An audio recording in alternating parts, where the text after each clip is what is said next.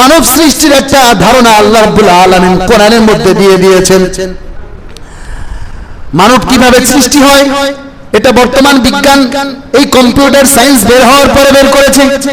আর আল্লাহ রাব্বুল আলামিন 1450 বছর পূর্বে কোরআন দিয়েছেন। সেই 1450 বছর পূর্বে কোরআনের মধ্যে কোথা থেকে কার বীর্য স্খলন হয়, কোথা থেকে আল্লাহ তাআলা মানুষ তৈরি করেছেন, কিভাবে তৈরি করেছেন, সব কিছুর এই থিওরিগুলো আল্লাহ রাব্বুল আলামিন কোরআনের মধ্যে আগেই দিয়ে দিয়েছেন। এই জন্য আল্লাহ বলেন কাইফা তাকফুরুনা বিল্লাহি ওয়া কুনতুম আমওয়াতা, যে আল্লাহ রাব্বুল আলামিন তোমাদেরকে মৃত থেকে ফাহিয়াকুম জীবিত করেছেন, এরপরে তোমরা কিভাবে আল্লাহর সাথে নাফরমানি করো। তাহলে আল্লাহ অস্তিত্ব দিলেন আমাদেরকে।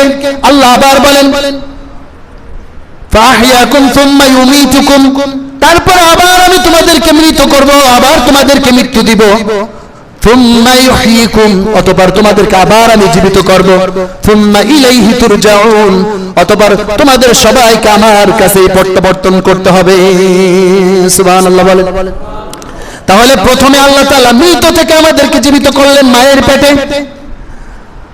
মায়ের পেটের মধ্যে রব্বুল আলামিন সেখানে রূহ দিলেন, আমার শরীরের অবয়ব দিলেন, সব কিছু দিলেন। অক্সিজেন মায়ের নাভির মাধ্যমে আল্লাহ তাআলা দিলেন, খাবার দাবার মায়ের নাভির মাধ্যমে দিলেন।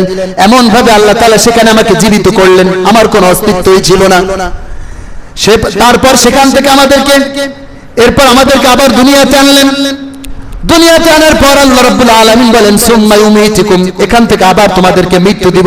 মৃত্যু দিবেন আল্লাহ, একদিন না একদিন মরতেই হবে। 100 বছর, 200 বছর, 500 বছর, যত বছর বাঁচেন, মৃত্যু অবধারিত, এটা কি নেই, এটার থেকে বাঁচার কোনো উপায় নেই। আল্লাহ বলেন সুম্মা ইউমিতুকুম, তোমাদেরকে আবার মৃত্যু দিব।